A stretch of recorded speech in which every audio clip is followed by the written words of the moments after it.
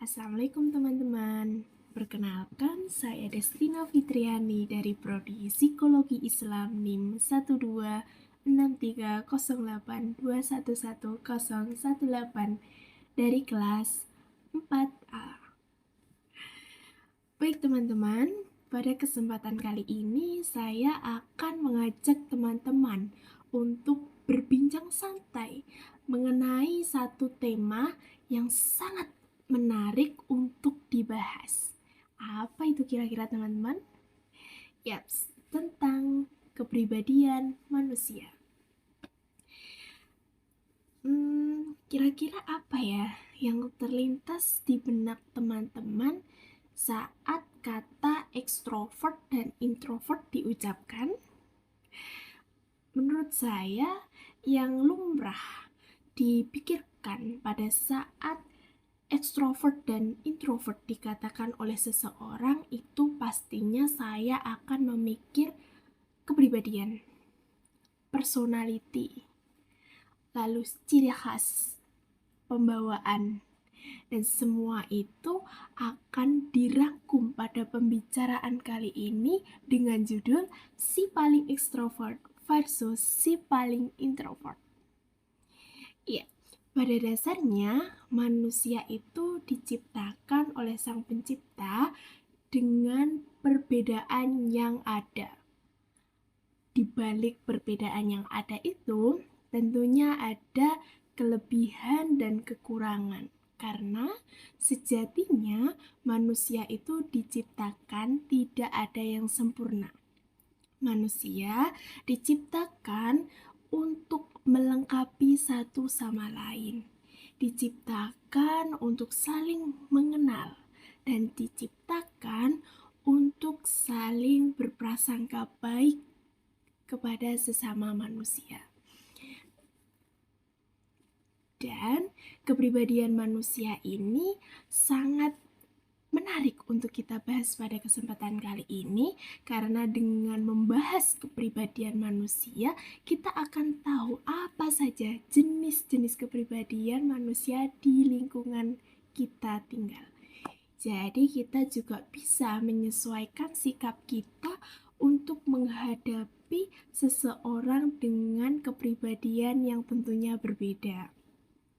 Sebelum masuk pada pembicaraan intinya, kita harus tahu bahwa ekstrovert dan introvert itu tidak selamanya ada kurangnya. Pasti pada satu jenis kepribadian itu pasti memiliki kelebihannya. Jangan memandang sebelah mata salah satu kepribadian seseorang.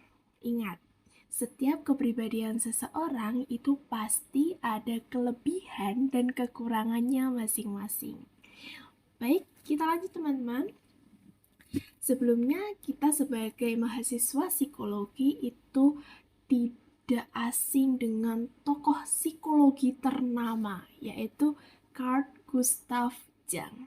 Nah, yang ini mengemukakan pertama kata ekstrovert dan introvert. Nah, menurut Jung, ekstrovert dan introvert itu adalah dua jenis kepribadian yang berbanding terbalik sifatnya. Nah, menurut Carl Gustav Jung pada tahun 1920 mengemukakan bahwa ekstrovert itu fokus dan ketertarikannya terletak pada dunia luar. Dia mencharge energi mentalnya melalui lingkungan dia tinggal.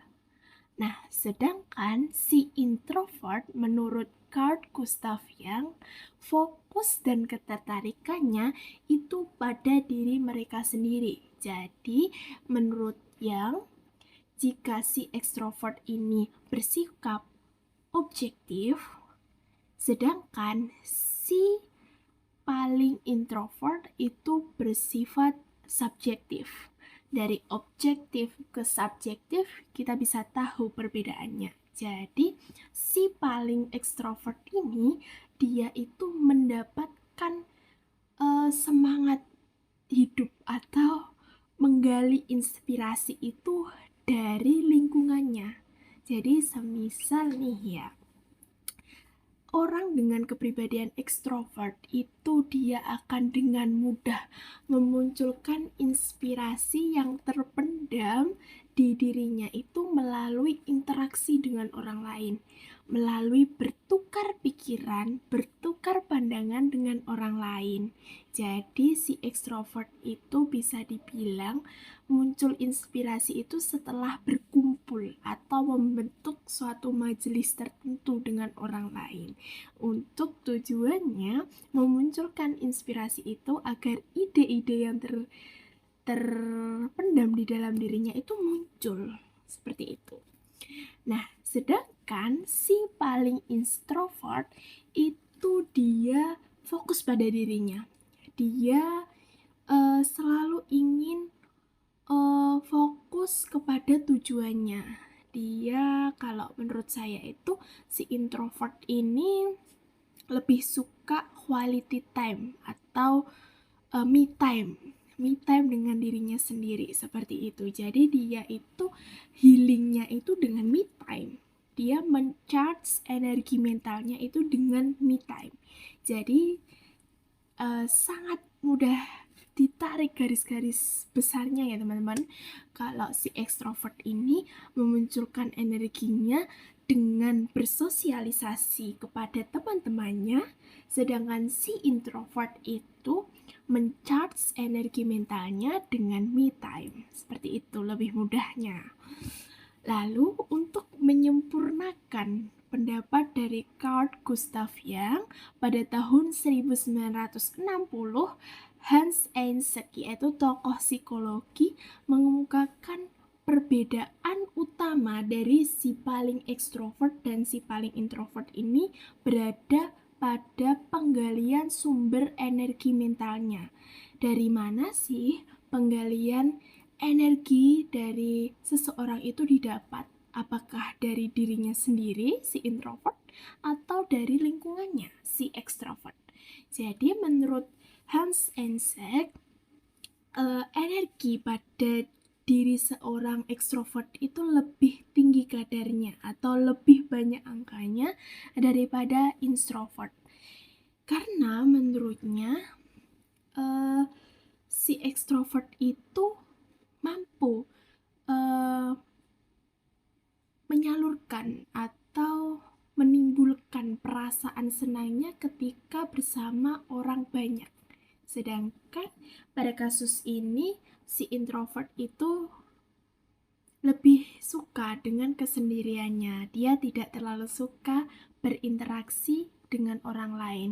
Tetapi kita tidak boleh terlalu cepat untuk menjudge apakah si orang ini ekstrovert atau introvert. Jadi menurut sepenglihatan saya di lingkungan saya banyak sekali stereotip buruk terhadap orang introvert.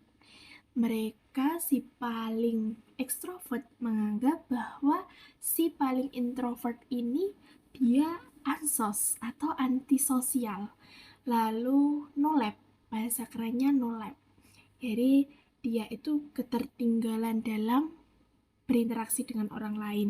Jadi banyak stereotip buruk dari orang ekstrovert untuk introvert. Padahal tidak seperti itu. Ekstrovert dan introvert itu hanya perbedaan dalam mencharge energi mental mereka. Jadi kita tidak boleh menjudge orang introvert itu buruk. Seperti itu. Sebenarnya orang introvert itu sama dengan ekstrovert. Hanya saja mereka itu berbeda dalam menyajikan emosinya. Yang saya tahu, berhubung saya banyak sekali memiliki teman yang berkepribadian introvert, itu mereka bisa menjadi dua orang yang berbeda dalam satu waktu. Jadi semisal nih si B itu paling introvert, tapi si B itu berteman ala kadarnya dengan si A. Dia berbicara seperlunya, Jika dikasih pertanyaan, dia menjawab dengan pertanyaan dengan jawaban tertutup. Nah, si B berteman baik dan berteman akrab, berteman lama dengan si C. Nah, jika si B dikumpulkan si C pada satu waktu, itu pasti beda reaksinya. Si B pasti akan berubah menjadi seorang ekstrovert terhadap teman akrabnya tadi. Jadi tidak selamanya anak introvert itu menjadi introvert saat berinteraksi dengan teman-teman atau orang-orang yang mereka percaya untuk menampung segala ekspresinya, seperti itu. Nah, perbedaan yang mendasar pada si paling ekstrovert dengan si paling introvert ini terletak pada aksinya, yaitu jika anak ekstrovert itu dia senang sekali dipuji, dia senang sekali dibaik-baikin, dia senang sekali berinteraksi dengan orang lain. Bisa dibilang si ekstrovert itu adalah seseorang dengan social butterfly, seperti itu. Jadi dia itu mudah cari teman, dia mudah untuk survive, seperti dia pastinya easy going, karena dengan itu dia mendapatkan energi untuk memunculkan inspirasi-inspirasi yang terpendam dalam dirinya, seperti itu. Nah, berbeda dengan ekstrovert, introvert dia lebih suka me time, seperti itu ya teman-teman. Dia lebih suka mengerjakan sesuatu itu fokus pada dirinya sendiri. Jadi biasanya dalam satu kasus itu dalam satu kelompok diskusi itu si ekstrovert akan dengan mudahnya menyampaikan segala ide-ide yang menarik untuk dibahas saat sesi diskusi berlangsung. Dia akan dengan bertukar pikiran, bertukar argumen dengan temannya, ia akan mudah untuk memunculkan semua ide-ide itu. Tapi si introvert dia tidak bisa. Dia itu lebih bisanya memutuskan ide itu saat dia fokus sendiri, fokus pada ruangan yang mana itu ada dirinya sendiri. Seperti itu perbedaan yang sangat bisa dilihat ya teman-teman. Nah, lalu apa sih faktor-faktor yang menyebabkan seseorang itu menjadi ekstrovert atau bahkan introvert, seperti itu? Ya, menurut saya dan menurut pendapat ahli psikologi lainnya, ada dua faktor yang mempengaruhi seseorang menjadi ekstrovert ataupun introvert. Yang pertama adalah faktor genetik, yaitu faktor yang diturunkan dari orang tua ke anaknya.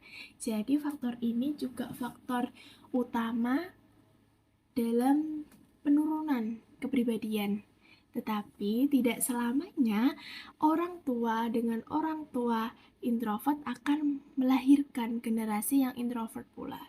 Itu saling berkesinambungan dengan lingkungan dia tinggal atau lingkungan di mana dia dibesarkan, seperti itu. Lalu faktor yang kedua adalah faktor lingkungan. Nah, faktor ini juga sangat mempengaruhi seseorang terbentuk menjadi ekstrovert atau introvert, seperti itu. Jadi lingkungan itu memang sangat berpengaruh ya teman-teman. Jadi kita kalau tinggal dengan keluarga, yang pertama keluarga, kita tinggal di keluarga yang suka mengajak anaknya berdiskusi, lalu suka menanyakan pendapat kepada anak mengenai satu hal atau mengenai satu fenomena, itu biasanya cenderung anak juga aktif dalam respon. Dia juga akan menunjukkan gejala-gejala ekstrovert tersebut. Atau bahkan keluarga yang ekspresif juga akan menurunkan anak yang ekspresif pula, seperti itu. Nah, faktor lingkungan ini juga sangat penting bagi pertumbuhan anak, karena anak itu hidup pertamanya adalah dengan keluarganya, yang kedua dengan lingkungan di mana dia disekolahkan. Jadi kita tidak bisa membatasi kamu harus jadi introvert atau kamu harus jadi ekstrovert. Itu tidak bisa, karena sejatinya itu semua adalah dari keluarga, berasal dari keluarga di mana ia tinggal dan di mana dia dibesarkan dengan segala budaya-budaya yang ada semenjak dia dilahirkan di dunia. Jadi seperti itu ya teman-teman. Tidak selamanya kita harus menjudge buruk atau kita berprasangka buruk terhadap orang yang introvert. Tidak selamanya orang introvert itu ansos atau no lab ya bahasa kerennya. Tidak selamanya seperti itu. Jadi kita juga harus menghargai bahwasanya seseorang itu punya kelemahan dan kelebihan masing-masing, karena manusia sejatinya diciptakan untuk saling menolong, saling membantu, dan saling menghargai. Seperti itu. Jadi dengan mengetahui apakah orang yang berada di kita ekstrovert atau introvert agar tidak salah dalam berinteraksi itu sangat penting teman-teman, karena jika kita berhadapan dengan ekstrovert, ya sudah, kita jadi ekstrovert. Jadi kita ekspresif dalam menanggapi sesuatu. Jika kita berinteraksi dengan si paling introvert, itu juga kita harus menyesuaikan apa ya, kira-kiranya yang nggak menyinggung lah, seperti itu. Kita mengajak juga berdiskusi agar teman kita yang introvert tidak menutup diri ya teman-teman. Nah, seperti itu. Jadi perbedaan yang mendasar ekstrovert dan introvert seperti itu yang sudah saya sebutkan tadi ya teman-teman. Jadi kesimpulannya perbincangan santai kita kali ini adalah dua jenis kepribadian manusia ini juga sangat dipengaruhi ya teman-teman oleh lingkungannya, dan kita tidak boleh menjudge salah satu jenis kepribadian yang ada. Kita harus saling menghargai dengan perbedaan yang ada, seperti itu. Dan kesimpulannya, jika kita sudah tahu bagaimana diri kita, apa sih sebenarnya kepribadian saya ekstrovert atau introvert, itu bisa membantu teman-teman untuk memunculkan ide.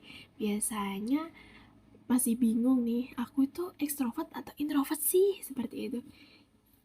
Dalami saja diri kalian, dalami diri teman-teman, apa sih yang ada di dalam diri kita, seperti itu. Jadi bisa memunculkan pikiran bahwasanya saya ini adalah ekstrovert, oh saya ini adalah introvert. Nah dengan begitu kita akan dengan mudah untuk berinteraksi dengan orang-orang di sekitar kita dan menjalani hari-hari dengan penuh semangat dan penuh cinta. Seperti itu ya teman-teman. Itu saja perbincangan santai kita kali ini. Untuk selanjutnya kita tunggu ya teman-teman. Terima kasih waktunya sudah menonton.